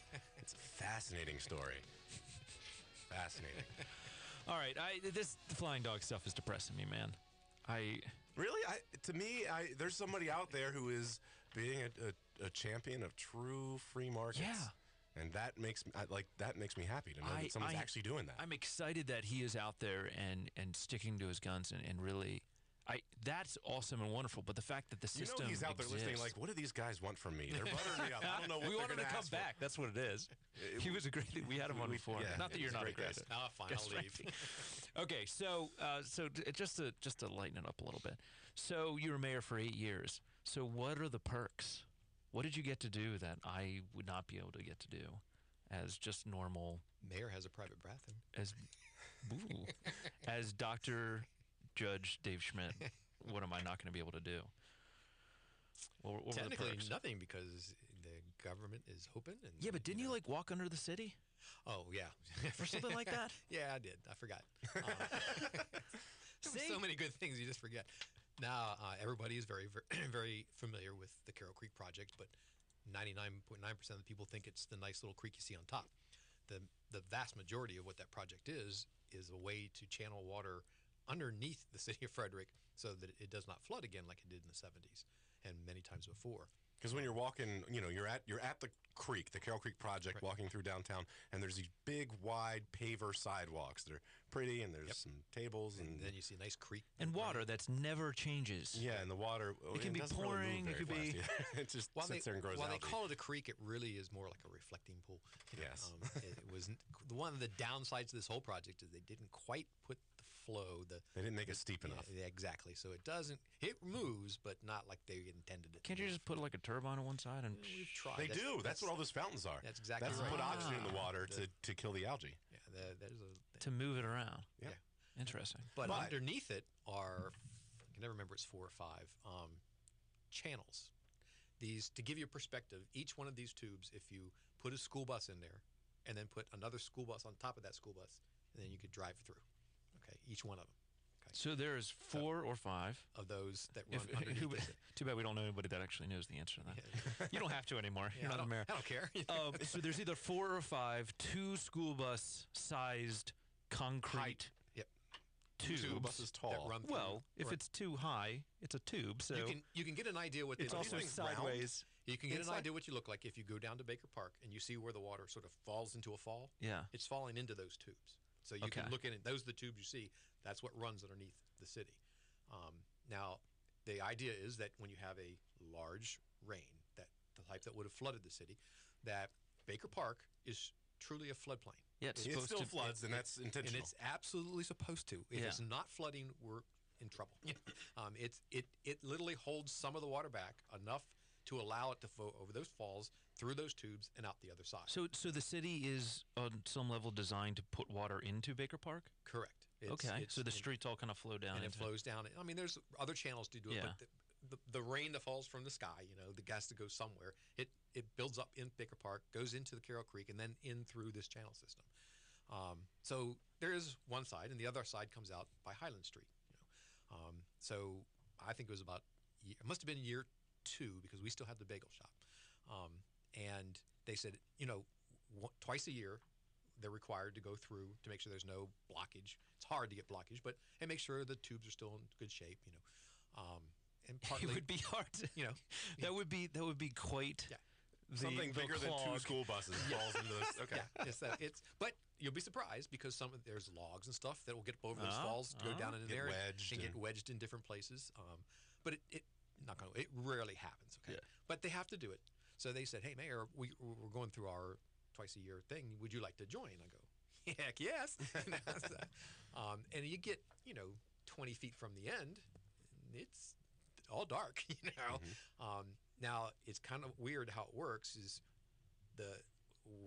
where you go, where you can see on one end to the other end, it's kind of not like a straight shot. And at one point, to get to the next tube that gets us, we started at Highland Street, so I'm heading for Baker Park. Okay, we have to crawl through a very small tube to get to the next tube. Okay, now I'm not claustrophobic, but man, that was tough. Because it's just And there's about my height. water. And the water was only through inches because it wasn't raining, so it was. I just, assume you don't do this during a storm. No, you don't do this during the storm. No. So you go through and so you go through this little tube and you come up the next side, and then we're coming. That point we're close to Court and Ice Street. Okay. Now I lived on Ice Street for 10 years. Okay, and I found out why they call it Ice Street. Anyway, there is a part where it's your regular drain, so all of a sudden you get light. Okay, and there's this water running down into there, and it's cold. And the reason it was ice street because there was a spring down in there, and they used to take water from the spring, and there was an ice house there. And wow. they made ice out of this spring. So there's a natural spring under spring. Ice Street, and Correct. now it goes into these culverts. It goes into these culverts, and it's opened up, and they can, you can see it in there.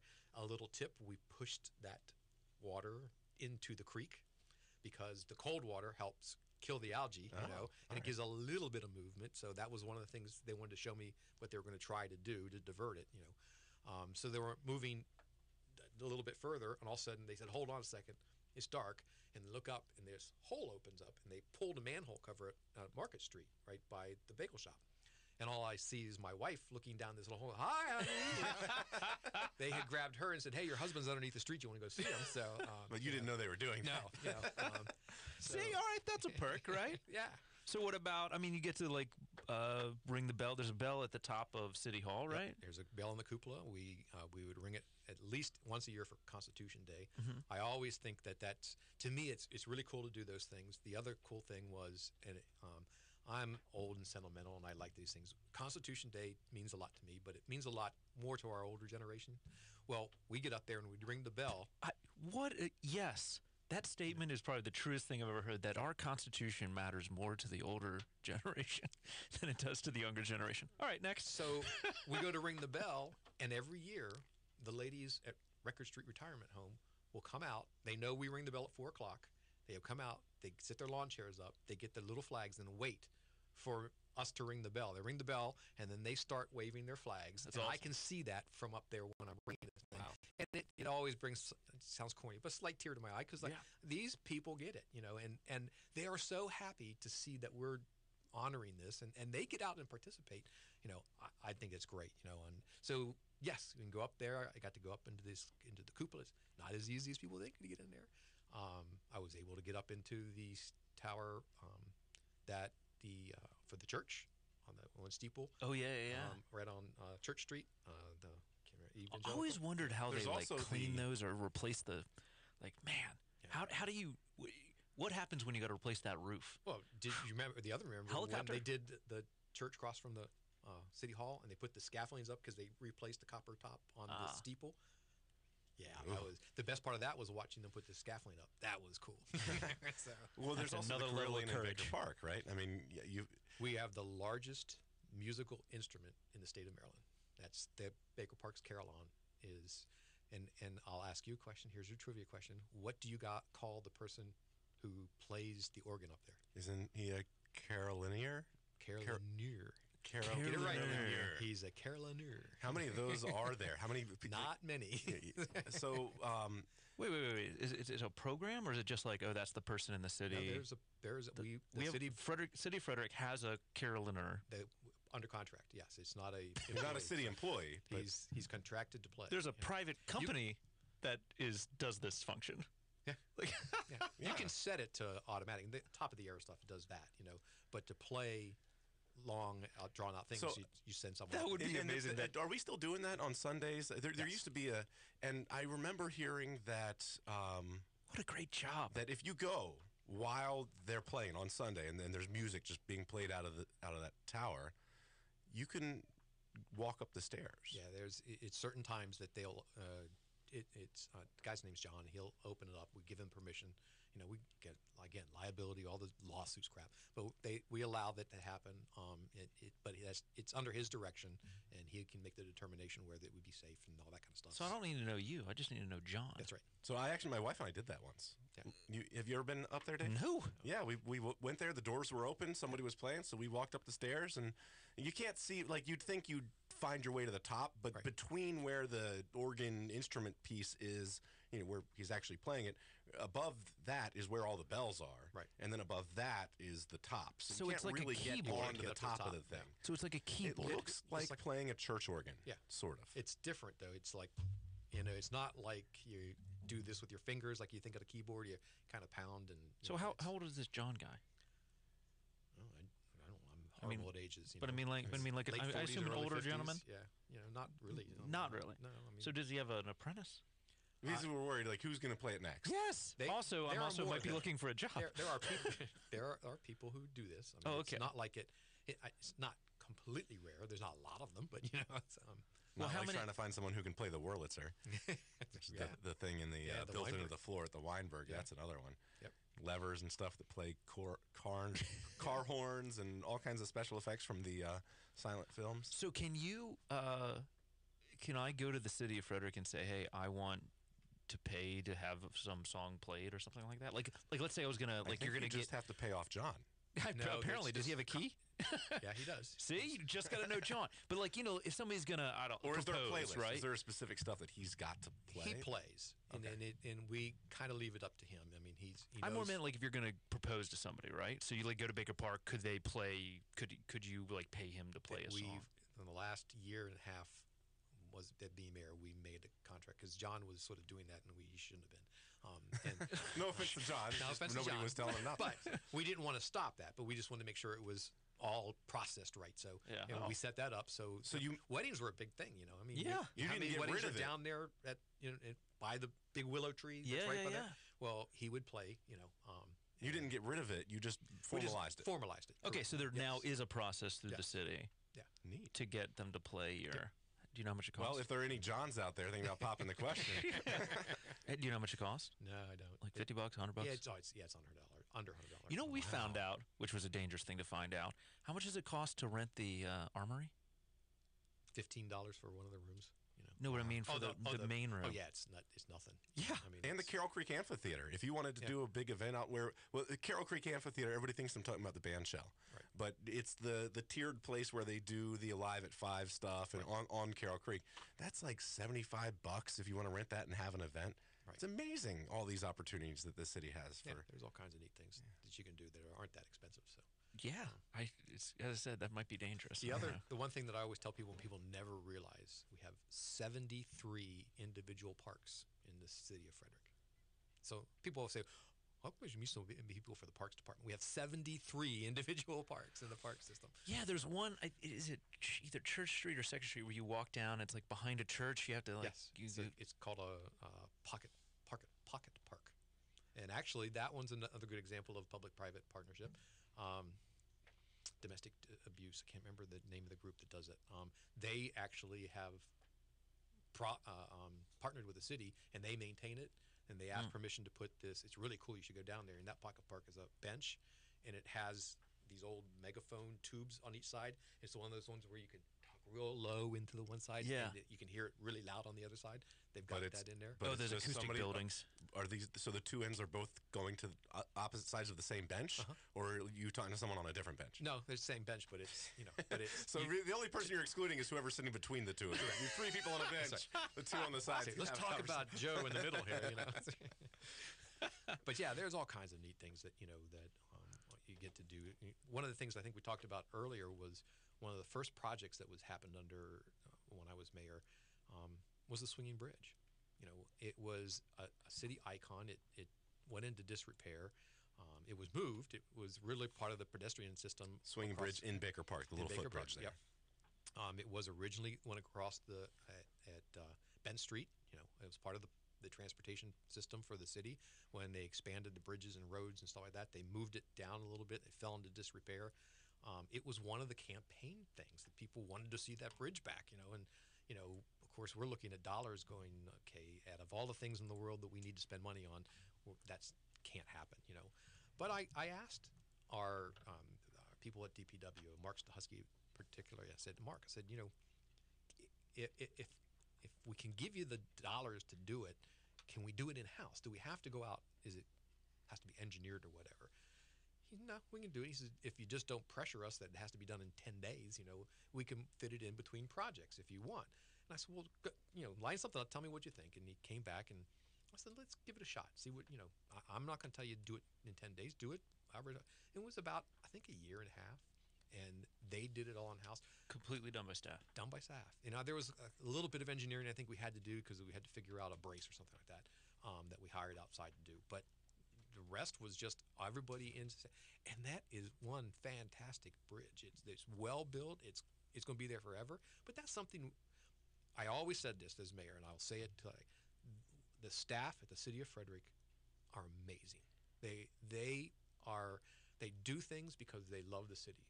yes, they've got a job, and yes, they want to make money, and I get that, But I'd say at least 95%, maybe even more, do it because they love what they do and they want to help make the city better. They are excellent in what they do, and I can't praise them enough. And that's probably the best example of someone going, yeah, we'd love to. They wanted it. They wanted to do it to show off their talents, and they did. Now I have to say, always something good has something bad to it. One small thing happened during that time, and it was just about to be open. We were about a week away from it. They realized that underneath some of the supports, some of the paint had come off, and the protective paint. So they got out there and they painted. Well, the Frederick News host came to take a picture and says, hey, they're almost done doing the final touches. Okay, I get a call from someone I happen to know who said that he was going to call OSHA because they jerry-rigged a temporary little scaffolding on the creek. They had to a go up step and ladder. do this. They put a step ladder in the creek. Yeah, they did. So they could, and I had to go through hoops to calm this down because it was just, and again, staff wasn't thinking it was. Should they have said, I can't do it because I know the rule? Absolutely. But it was one of those last-minute things that, let's just go, I can touch this up. It'll take me 20 minutes. I got it done. And it just so happened that the paper came along. And the paper didn't do it to show that. They said, hey, almost done with this. Going to be open pretty soon. Unintended consequences. Yeah. All right, let's take a break here. And we'll be back. You listen to Frederick's Forum, Free Talk 930, WFMD.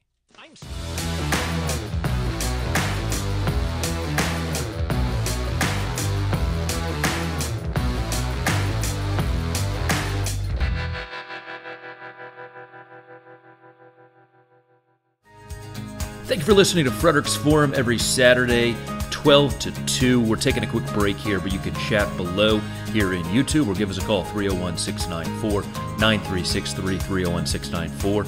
WFMD back in just a couple minutes.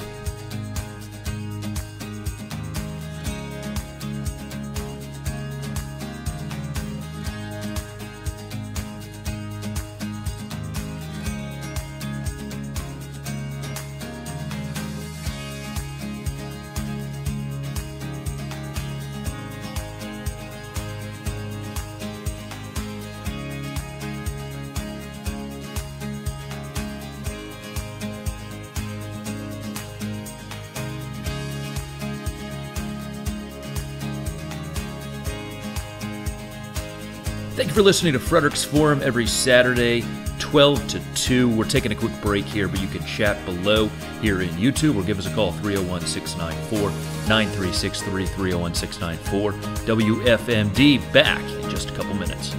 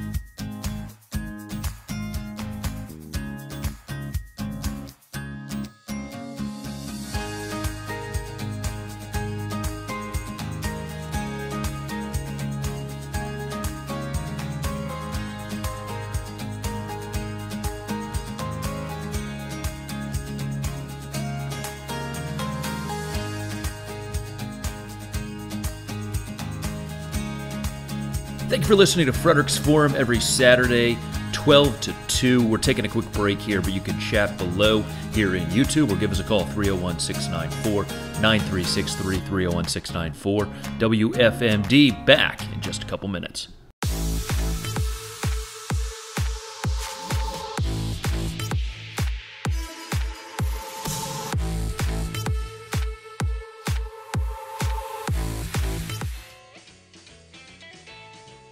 Frederick's Forum. I'm Darren Wigfield in the studio with Dave Schmidt and Mayor Randy McClement. Next week, tune in. We're going to have Scoutmaster, who was mine growing up and has recently retired.